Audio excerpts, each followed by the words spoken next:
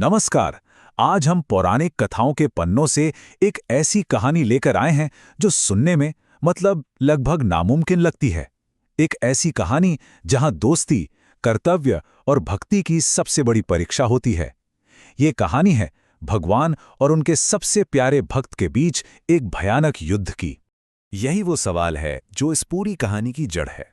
आखिर ऐसा क्या हुआ कि एक छोटा सा वादा दो सबसे करीबी साथियों कृष्ण और अर्जुन को एक दूसरे के खिलाफ युद्ध के मैदान में ले आया। चलिए इस असाधारण कथा की परतों को एक एक करके खोलते हैं। तो हमारी कहानी का पहला अध्याय शुरू होता है एक ऋषि के क्रोध से और उस क्रोध से निकले एक अटूट प्रण से।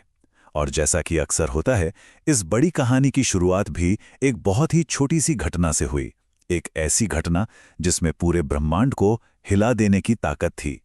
तो सोचिए जरा, महर्षि गालव सुबह सुबह सूर्य को अर्घ्य दे रहे हैं और ठीक उसी पल आसमान से गुजरते हुए एक गंधर्व चित्रसेन पान थूक देते हैं और वो सीधा सीधा ऋषि की अंजलि में आ गिरता है। ऋषि का गुस्सा तो 7वें आसमान पर पहुंच गया। वो तो बस शाप देने ही वाले थे कि उन्हें अपने तप के खत्म होने का ख्याल आया और वो रुक गए। इसके बजाय उन्होंने न्याय पाने के लिए सीधा द्वारका का रुख किया, भगवान कृष्ण के पास। और कृष्ण, जिन्हें ब्रह्मण्य देव भी कहते हैं, मतलब ब्राह्मणों और ऋषियों के रक्षक, वो अपने भक्त को निराश कैसे करते? उन्होंने फौरन एक कठोर प्रतिज्ञा ले ली कि वो 24 घंटों के अंदर अंदर चित्रसेन का वध कर देंगे। और बस यहीं से कहानी में एक जबरदस्त मोड़ आ जाता है। अब कहानी में एंट्री होती है देवर्षि नारद की।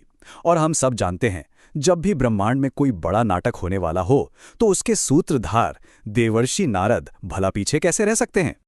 अच्छा, अब नारद जी का प्लान देखिए, कितना सटीक था।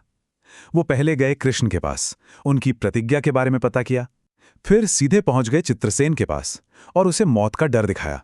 जब बेचारा चित्रसेन डर के मारे कांपने लगा तो नारद जी ने उससे सलाह दी कि आधी रात को यमुना किनारे एक स्त्री मिलेगी, तुम उससे शरण मांग लेना। और फिर वो गए अर्जुन की पत्नी सुभद्रा के पास और उन्हें ठीक उसी समय उसी जगह पर एक असहाय की रक्षा के लिए अनुष्ठान करने को कहा। मतलब पूरा मंच तैयार कर दिया था नारद जी ने। और नारद की ये योजना इतनी कामयाब रही कि उसने दो पवित्र कर्तव्यों को सीधे एक दूसरे के आमने सामने लाकर खड़ा कर दिया।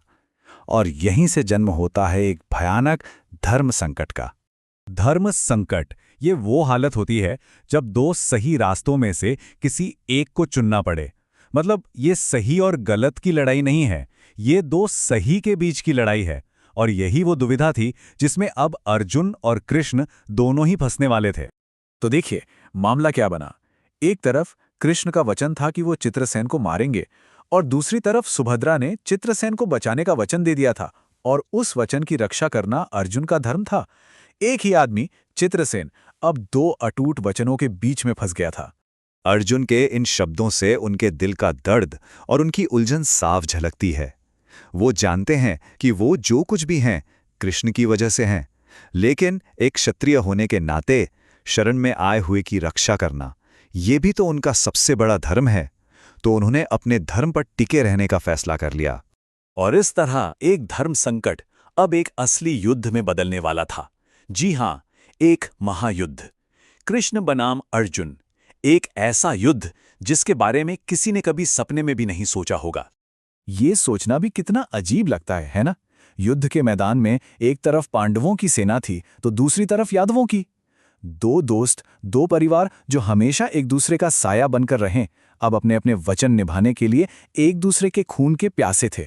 युद्ध इतना भयंकर हुआ कि कोई भी पीछे हटने को तैयार नहीं था। आखिरकार कृष्ण ने अपना अंतिम अस्त्र, ब्रह्मांड का सबसे ताकतवर चक्र सुदर्शन चक्र चला दिया और उसके जवाब में अर्जुन ने भी अपना सबसे विनाशकारी अस्त्र निकाला, पाशुपतास्त्र। ये वो दो अस्त्र थे जो पल भर में पूरी सृष्टि को खत्म कर सकते थे। जब इन दो महाअस्त्रों के टकराने से प्रलय का खतरा मंडराने लगा, तब इस तबाही को रोकने के लिए स्वर्ग से एक सबसे बड़ी शक्ति को बीच में आना पड़ा।